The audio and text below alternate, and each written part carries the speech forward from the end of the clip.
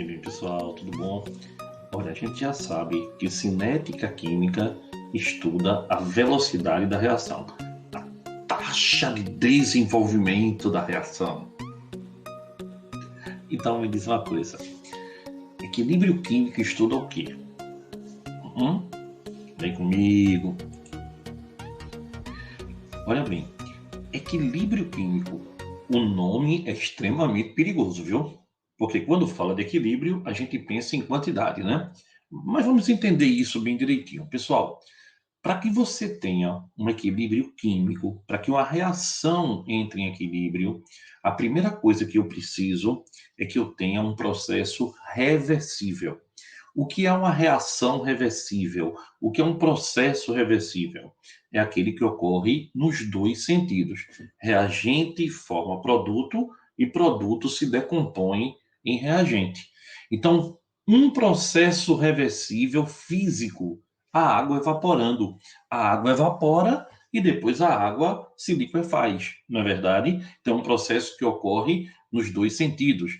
Outra reação reversível, olha aqui, ó, carbonato de cálcio, ele se transforma em óxido de cálcio e CO2, e o CO2 reage com óxido de cálcio para formar o carbonato de cálcio. Então, quando eu tenho essas duas setinhas, eu estou lhe indicando que o processo é reversível, ou seja, reagente forma produto e produto se decompõe em reagente. Agora, para que a reação seja reversível e para que alcance o equilíbrio, o recipiente tem que ser fechado.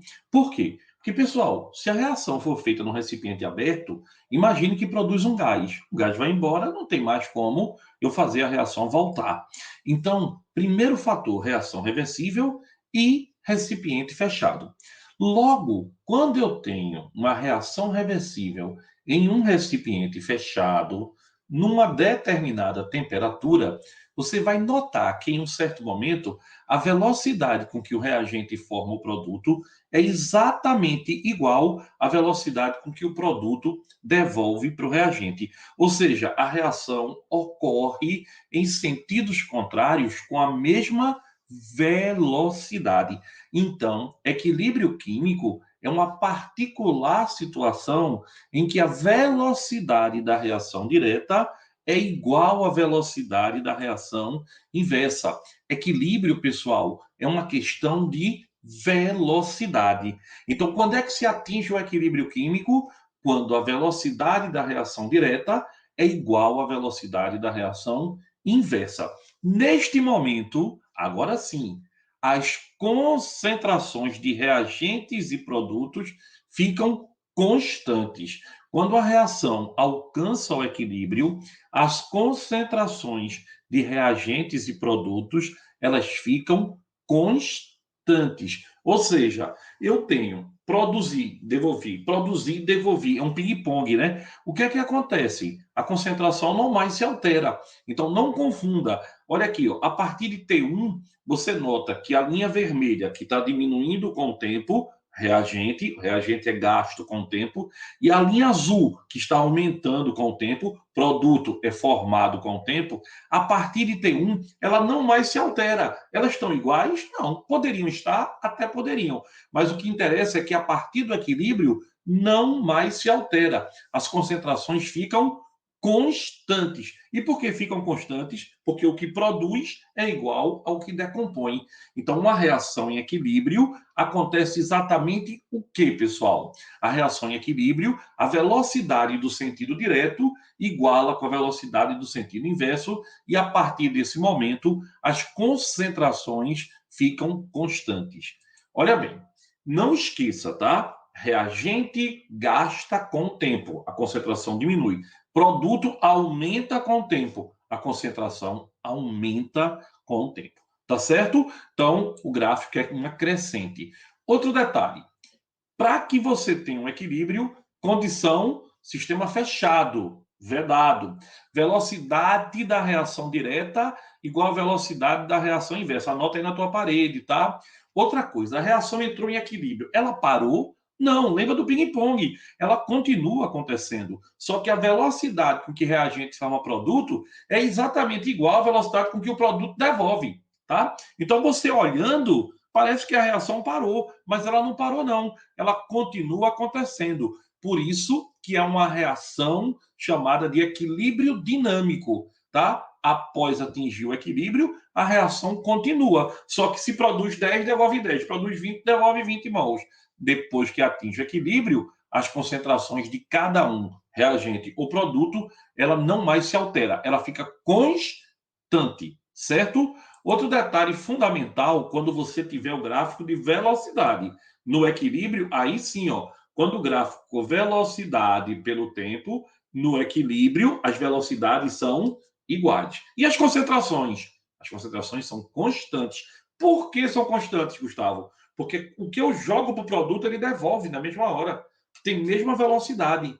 Então, a concentração não mais se altera. Outro detalhe bem importante, pessoal, é que o equilíbrio, quando a gente iguala as velocidades, a velocidade do sentido 1, do sentido direto, é a constante de velocidade pelo produto A vezes B elevado aos seus coeficientes, como eu chamo a velocidade, né? E do produto, velocidade vai ser constante 2, C vezes D, que são os dois produtos, elevado aos seus coeficientes. Uma lembrança, só vale coeficiente gasoso ou solução aquosa. Só vale gasoso ou solução aquosa. Então, no momento que as velocidades se igualam, eu acho uma nova constante chamada Kc, constante de equilíbrio, que é produto sobre reagente, todos elevados aos seus coeficientes. Se eu lhe perguntar numa prova o valor da constante, basta você substituir os valores da concentração que ele for dar. Agora, se eu lhe perguntar uma teoria no vestibular, o que significa a constante de equilíbrio quimicamente? A constante de equilíbrio é um valor determinado sobre produto dividido por reagente. Então, pessoal, quanto maior o produto, maior a constante. Quanto maior o produto, quanto mais produto formar, maior a constante. Então, a constante de equilíbrio, ela me indica o rendimento da reação. A constante de equilíbrio, ela me indica o rendimento de uma determinada reação. Não esqueça, tá certo? A gente tem aqui uma reação, por exemplo, essa síntese da amônia. Nitrogênio mais hidrogênio dando 2 mols de NH3. Como é que eu acho a constante? Veja o primeiro estado físico, né? Gasoso ou solução aquosa. Se for sólido ou líquido, bote 1, não precisa nem botar. Então, é produto, que é NH3, elevado ao seu coeficiente 2, dividido pelo reagente, N2 vezes H2, elevado aos seus respectivos coeficientes. É isso que indica a constante de equilíbrio. Pessoal, para terminar, não esqueça, tá? A constante de equilíbrio só varia com a temperatura. Eu anotaria isso em qualquer lugar. A constante de equilíbrio só varia com a temperatura. E embora ela seja dada em mol por litro ao quadrado, a constante de equilíbrio é o rendimento. Rendimento é um valor puro, 20%, 80%, 50%. Então ela não tem unidade, ela é adimensional. Se a reação for endotérmica, ganhar calor, a constante aumenta com a temperatura, porque a temperatura vai fazer com que a reação tenha maior rendimento. Se a reação for exotérmica, perde calor, a constante diminui com a temperatura. Não esqueça, se eu tiver no equilíbrio sólido, como esses dois aqui, eles não entram na constante. Só entra na constante o quê? Gasoso ou solução aquosa. Só entra quem está em solução. Sólido e líquido você nem coloca, ele é constante, você não coloca.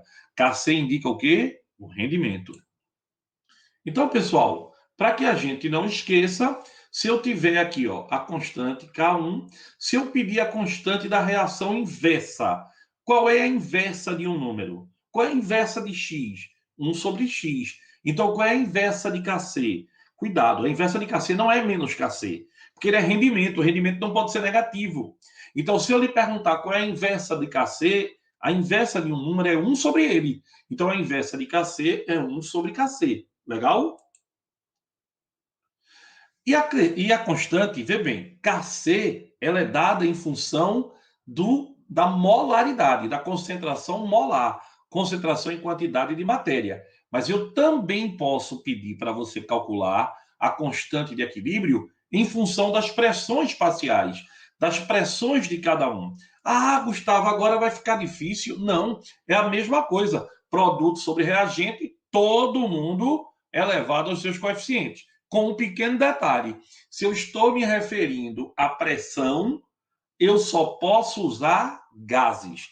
Se eu estou me referindo à pressão, eu só posso usar gases. Nessa nem aquoso entra, mas continua sendo produto sobre reagente elevado aos seus coeficientes. E pessoal, para ser bem detalhistazinho, a gente vai ter uma expressão. Olha, como é que eu acho Kc? Concentração molar do produto sobre o reagente. Por que tu não colocasse CaCO3 nem CaO? Porque são sólidos. Lembra que não entra? Só entra gasoso e aquoso. Líquido não é aquoso, tá? Aquoso é misturado com água. Líquido é um estado físico. E Kp? Pressão de CO2. Por que não entrou o resto? Porque só entra gasoso. Lembre-se que Kc e Kp só depende da temperatura. Então aqui, ó, pessoal, a gente tem umas expressõezinhas. Vamos achar como é que a gente vai calcular a constante, ó. Produto sobre reagente elevado aos seus coeficientes. Por que a água não entrou? Porque é líquido. Tá bom? Na letra B, como é que eu acho? Olha, Gustavo, por que tu não calculasse Kp da primeira? Porque não tem gás, então eu não posso calcular Kp. Ela é 1, é constante. Agora aqui, ó, Kc, quem é? Produto sobre reagente elevado aos seus coeficientes. Vai entrar ferro? Não. Vai entrar o óxido de ferro, o tetróxido de triferro? Não, porque são sólidos. Então é H2 elevado à quarta potência, que é o número dele da frente, o coeficiente em mol, dividido por H2O também à quarta potência. Se for Kp, pressão de H2, que é um gás, a quarta potência, dividido por pressão de H2O também à quarta potência. Kp é só para gás. Kc para um gás ou solução aquosa. Kc em molaridade e Kp em pressão. Legal? Gustavo, ele na prova pode pedir para você transformar de um para o outro? Pode tudo, né? Mas é raro, mas pode sim. E a relação entre Kc e Kp é por essa equação. Eu vou fazer uma aula só demonstrando, ela é fácil de demonstrar. Eu vou fazer Kp é igual a Kc vezes RT elevado a ΔN. R é a constante universal, tá? T é temperatura em Kelvin. Essa constante universal, se for a pressão dada em atm, ela vai valer 0,082. Se for a pressão dada em milímetro de mercúrio, ela vai valer 62,3. E ΔN é a variação do número de mol da reação. Então eu pego o número de mol do produto menos o número de mol do reagente e acho ΔN. Eu acho que deu para a gente fazer um bom panorama do que é uma reação em equilíbrio. Espero que você tenha gostado. Até a próxima, se Deus quiser. Beijo.